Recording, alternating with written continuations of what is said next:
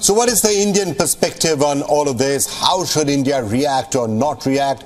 Who better to talk to about this than Mr. DP Srivastava, who was the Indian ambassador to Iran at a particularly critical period when Chabahar was being negotiated. Mr.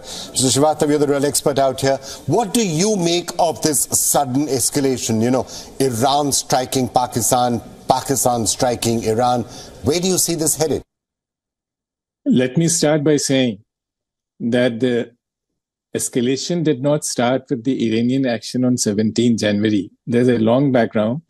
Let me just take you back a month ago on 15th of December. A terror strike on a police station in Iran in the same province resulted in killing of 15 Iranian policemen. This incident was claimed by Jaish-e-Adl, which is based in Pakistan, and the UN Security Council issued a strong statement condemning it and asking all concerned to take action to bring the perpetrators to justice. Nothing was done by Pakistan. Now, this was just latest in a series of incidents. I recall there has been horrendous killings of Shias, and these are not simply Iranian citizens. Pakistani Shias, this is a land route between Pakistan and Iran, which goes to a Shia holy place called Mashhad. So Shia pilgrims from Pakistan used this land route, and they were killed by Sunni extremist groups based in Pakistan. And after one such large incident, in fact, Iran Parliament Majlis adopted a strong resolution against Pakistan, and Iran has also lodged a formal complaint with the United Nations. So there's a long history of violence in this area, which has resulted from a state policy. Pakistan has used Islamic fundamentalism to curb Baloch nationalism, and they have brought Sunni extremist groups from Punjab, groups like Sipah-e-Sahaba, to Balochistan. You would also recall that after 9/11, the Taliban or the Al-Qaeda leadership headed by Mullah Omar, they shifted to Quetta. It was Quetta Shura which ran their affairs till about 2013. So this could not have been possible without the patronage or at least complicity of deep state in Pakistan. You know, Master Srivastava, was actually quite interesting to look at this from an Indian point of view, because when you look at it from an Indian point of view, this is exactly what India has been accusing Pakistan of for, 30 years, you know, shielding terrorists who are targeting India. Afghanistan has been saying that Pakistan is shielding anti-Afghan terrorists. Now, Iran is saying the same thing. It's also interesting to note that all of these countries have at some point gone into Pakistan, had strikes, India's had surgical strikes out there. Even the US has gone in and got Osama bin Laden. Now Iran has gone in. Pakistan not actually been able to defend itself from any of these strikes when they were actually happening. So would that be some of the perspective that you would keep in mind when interpreting this from an Indian point of view? Yes, and you know, again, it's very interesting, this spat between the two countries. Historically, till Shah's time, Iran was Pakistan's biggest bilateral donor, and it was Iran which provided strategic depth to Pakistan, not Afghanistan. During 1965 war, Pakistan Air Force planes were shifted to Iran. So if you keep this in perspective in mind, you know, it's very strange what Pakistan is doing. Their claim is based on two things: violation of sovereignty and killing of citizens. Pakistan has ceded vast tracts of territory within the country to various terrorist groups. We are aware of it. Americans have been talking about it. And Pakistan actually used Iranian help during Shah's time. Iran provided Cobra attack helicopters to kill Baloch nationalists.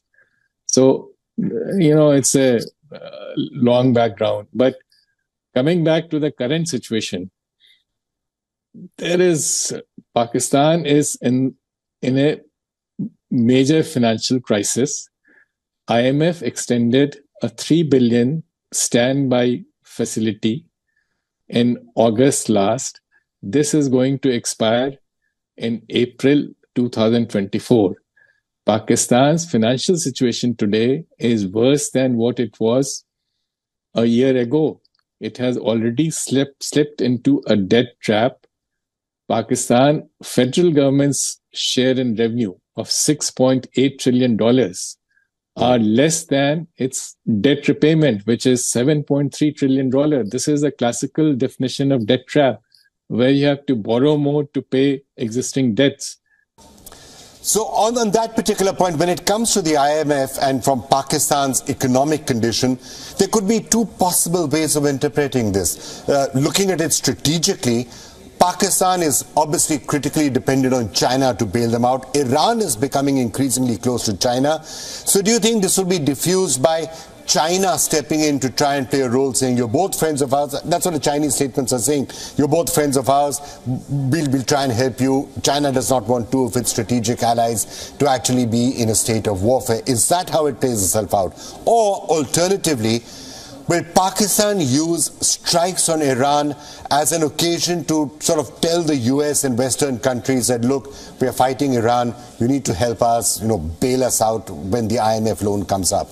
Which of the two scenarios do you see actually playing themselves out, or both? The Chinese have been very stringent with their money.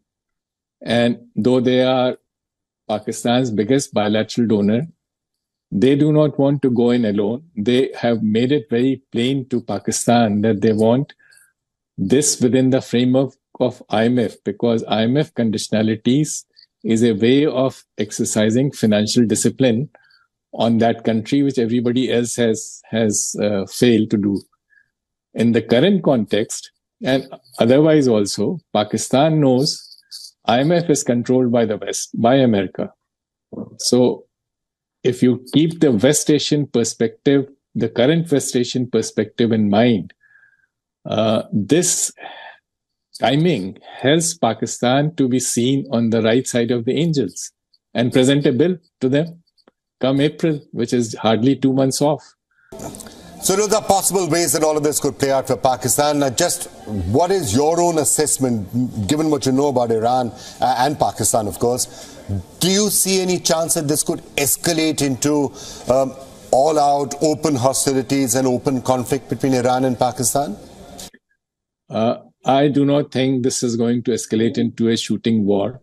In fact, both sides are already talking about dialing down the tensions. And you would have noticed that both Iran and Pakistan said that their respective their attacks have killed their own citizens.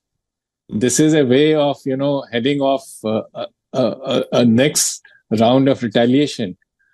And so I think this is the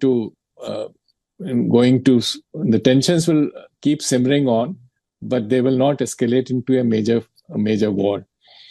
All right. Thank you so much for joining us.